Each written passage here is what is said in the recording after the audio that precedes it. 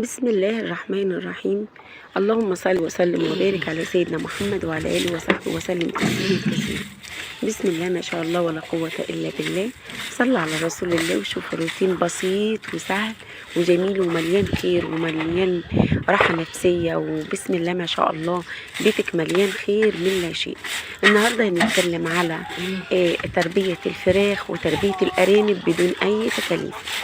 بتربيهم ازاي وازاي بتاخدي منهم، وفي نفس الفيديو يعني كام دقيقة كده بس هنشوف ان احنا هنذبح مع بعض ارنب، ازاي انك انت تاخدي خير الحاجة اللي انت بتربيها، تاخدي البيض من الفراخ وبأقل التكاليف، وفي نفس الوقت بتذبح الارانب، لان المشروع الارانب اللي يصح عنده مشروع جميل جدا جدا جدا، وعلى فكرة تكلفته بسيطة جدا. يعني انت بتعملي مشروع ناجح ومفيد وسهل بدون اي تكاليف وبدون اي مجهود وباقل الامكانيات.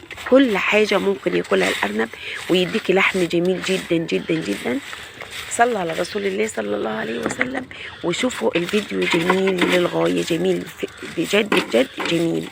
هنشوف الأرنب وهي يعني وانت بتربيها ازاي، بتاكل ايه، بتهتم ايه، وفي نفس الوقت في الفيديو في مفاجأة جميلة عاملاها الأرنبة، بس جميلة المرة دي، يعني حلوة ما شاء الله ما شاء الله ما شاء الله.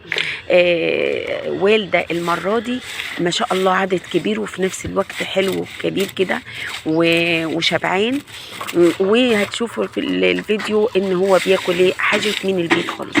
صلينا على رسول الله صلى الله عليه وسلم عليه الصلاة والسلام. اول حاجة قبل ما بحط لهم الاكل، عشان الاكل اللي بيتنطور من الفراخ اذا كان عيش مدشوش او دشيشة او بقايا الاكل، لازم اكنس المكان زي ما انتم شايفين كده ويبقى نظيف. النظافة اهم حاجة علشان ما يعملش زريج منك الفراخ، وتبقى نظيفة وحلوة. وفي نفس الوقت اللي عايز عنده زريج وعايز يقضي على الزريج بيقول لي في التعليقات اللي هو ازاي يحافظ على فراخه وازاي تكون نظيفة وازاي يقضي على الزريج من عنده نهائي، ما يكونش عنده زريج ولا حشرات خالص للفراخ ولا اي حاجة من اللي هي بتعرقل الطيور وتموتها يعني. زي ما انتم شايفين كده، اللهم صل وسلم وبارك على سيدنا محمد صلى الله عليه وسلم عليه الصلاه والسلام.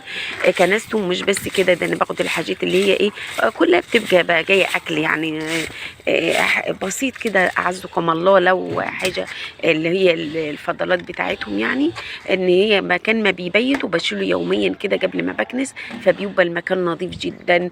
وباخد الحاجات اللي هي تتجد كده وعامله كانون، وانتوا هتشوفوا الكانون دلوقتي. بلم الحاجات اللي هي نشفه دي كده واديها عود كبريت كده، بيخلي ولا عندك ناموسه ولا عندك فاشه ولا عندك زريقه ولا عندك اي حاجه كده اكلان، وبيبقى المكان نظيف وهادي كده ومريح. اللهم صل وسلم وبارك على سيدنا محمد وعلى اله وصحبه وسلم تسليما كثيرا. بسم الله ما شاء الله ولا قوه الا بالله. شوف المكان حلو ازاي، شوف ما شاء الله ولا قوه الا بالله. الله اكبر الله اكبر. الارنبه دي في 2 زي بعض، هما واحده والده اهي وولادها هما عشر، هي حاليا لسه ما ولدش.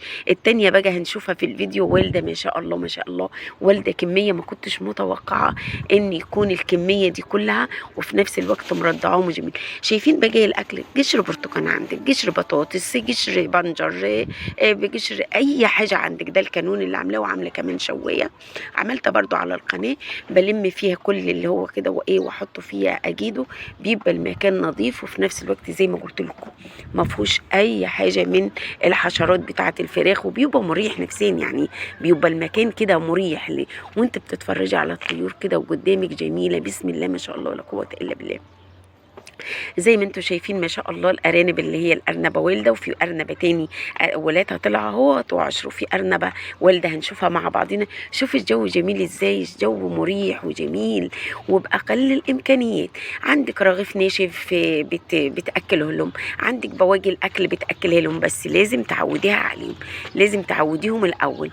ما شاء الله ولا قوه الا بالله. وفي نفس الفيديو هتشوفي مش بس اللي هم والدين والمنظر الجميل ده حوالين امهم، هشوفوا لا هتشوفوا كمان ان احنا دابحين من اللي هي الوالده اللي جابلي دي، يعني الوالده اللي جابلي دي تالت والده عليهم ما شاء الله، بدبحهم اول باول. هتشوفوا اللحم في الارنب جدي زي لحمه الجزار، جميله جدا جدا جدا، وفي نفس الوقت مليانه لحم وجميله. وهتشوفوا طريقه الذبح وطريقه التقطيع، ازاي انك انت بتقطعي الارنب او تنوبيه. يعني ازاي في ناس ما بتعرفش تنوبه او يعني لما تذبحهم ما بتعرفش ان هي تنوبه ازاي يعني.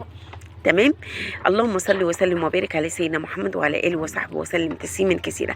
شوف انا معوده الفراخ كله سايب مع بعضيه، وفي نفس الوقت كله جميل وبياكل ونظيف وحلو زي شايفين من منظر يعني كده. والبيض ما شاء الله لا قوه الا بالله. وريتكم فيديو قبل كده اللي هو ايه تربية الفراخ برضو بأقل الإمكانيات ببواقي الأكل اللي عندك في البيت إن أنت بتديها لهم. ونفس القصة اللي هو الأرانب، وناس بتقول لك بقى إيه إن الأرانب ما بتنفعش في الصيف. لا بسم الله ما شاء الله، شوف في الصيف أهو وما شاء الله ولا قوة إلا بالله. توقعوا كام؟ أنا ما كنتش متوقعة كام واحدة. دي اللي هي بتتحرك، دي اللي زي ما تكون بتبحث، دي ما شاء الله زي أمها بالظبط ما شاء الله. أنا مش قادرة أمد إيدي وأمسكهم علشان امهم ما تسيبهمش يعني.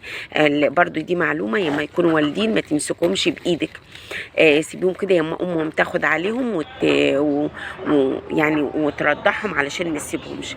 ما شاء الله ولا قوه الا بالله. ده الارنب اللي هو ثالث مره تولد عليه. شوفي ذبحته وسلخته، بتقسميه من النص الفرم وبعدين تسلقيه زي ما انت شفتيه في الفيديو في ايدي، يعني انت بتسلقيه. وشفتي وانا بسلخه لحمه ابيض وجميل ازاي. شوفوا بعد ما ذبحته ما شاء الله ولا قوه الا بالله. ما شاء الله ما شاء الله ما شاء الله، فعلا حاجات جميله وبركه ما شاء الله. حاجات يعني ببلاش، حاجات كلها بركه وخير في البيت ما شاء الله ولا قوه الا بالله. شوف الارنب هيتكلم كده، هو مذبوح ومقطع. بقطع الحتتين اللي من قدام الرجلين زي الوركين كده نايبين، ومن ورا الوركين نايبين، ادي 4، والظهريه نايبين ادي 6، ولما يكون كبير وكده يبقى ايه 7.